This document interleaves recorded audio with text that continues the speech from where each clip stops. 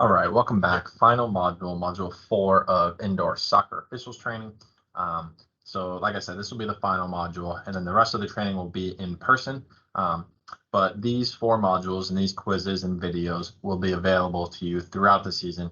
So if you have questions or just want to recap some stuff, this is definitely a good resource to do so. So we'll be going over 2-person mechanics. So in indoor soccer, we only have 2 officials. We have a lead and a trail. The lead official is just that. They are looking to stay ahead of the play, and they're responsible for their sideline, or in this case, the netting and the walls on their side to determine out of bounds if it goes above that second teal line or hits the out of bounds above that first teal line.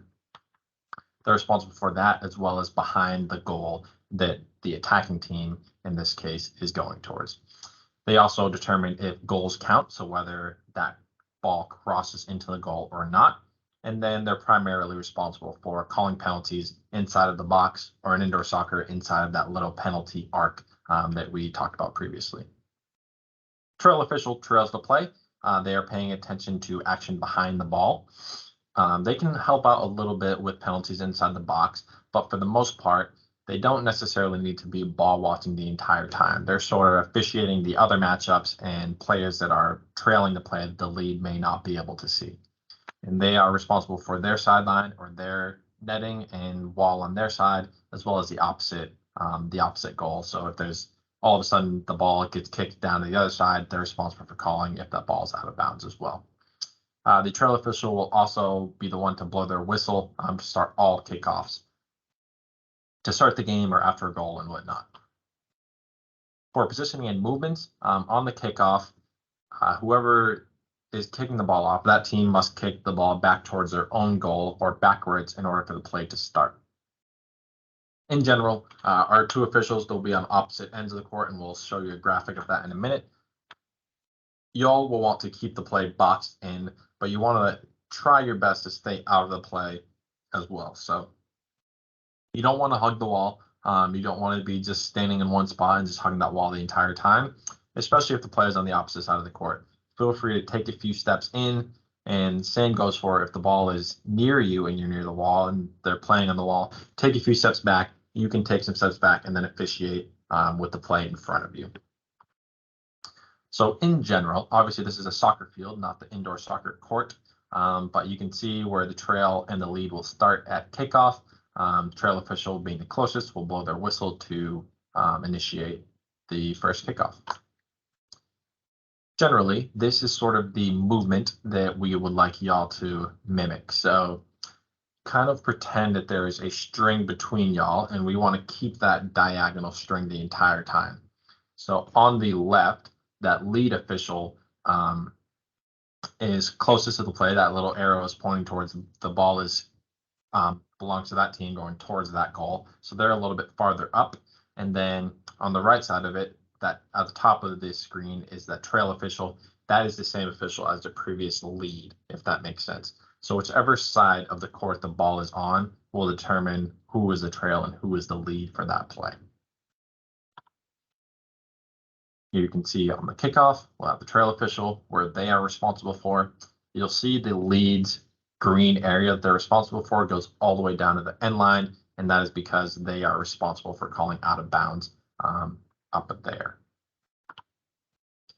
A goal kick, so if the ball goes behind the goal with the offensive team kicking it over the goal, then the defense, the goalie, will be able to kick the ball from that point right there.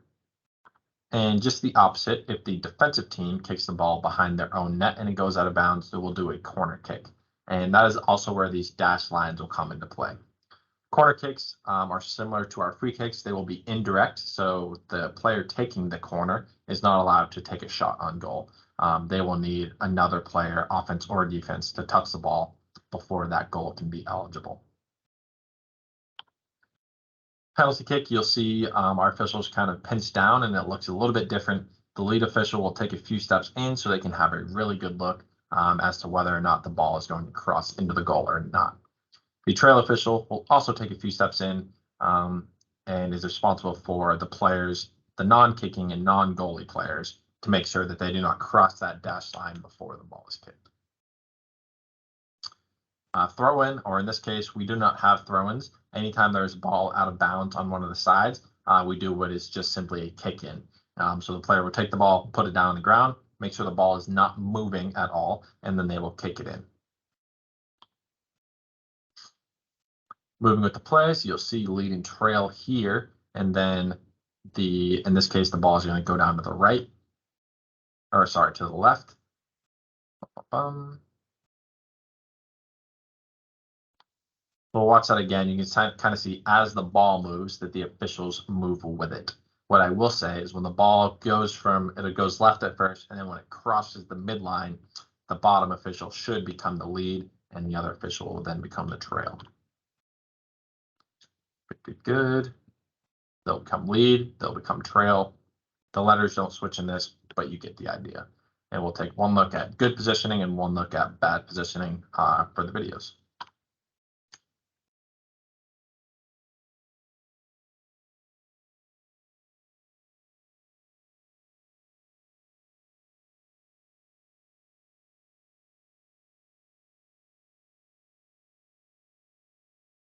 Yep, so this is all good. What I want to point out is this lead official in this case. You'll see as the ball sort of comes into his area, instead of trying to hug the wall where the ball is going to go, he takes a few steps into the court to let that play naturally happen where he does not interfere at all. So watch this official on the left screen here.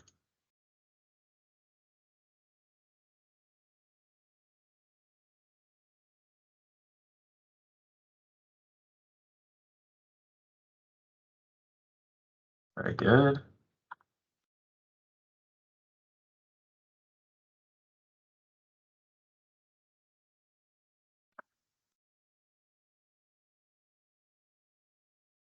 So you can see exactly why we do not want to be in bad position. So this official on the right, I believe he's supposed to be a trail official in this case, but he's sort of hugging the wall. He's a little bit too far down the court, which is causing him to be in the way. You see him, and the ball might hit him at some point. They're sort of playing around him. We want to avoid that as much as possible. So he should be probably a few steps back towards midcourt, and that'll put him out of the way. Similarly, if the ball is over in his area, he could have taken a few steps into the court to get out of the way. So this is why we want to make sure we're in good position, but let's take one more look at it.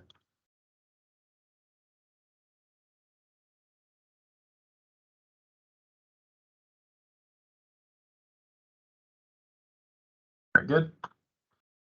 All right, last couple of slides for hand signals. So the gentleman on the right with his hands out in front of him, he is signaling advantage. So when we let the play go on, we went over advantage. If we give advantage, we can yell play on, and we can put our hands out towards where the foul happened to let people know that the play is going to continue.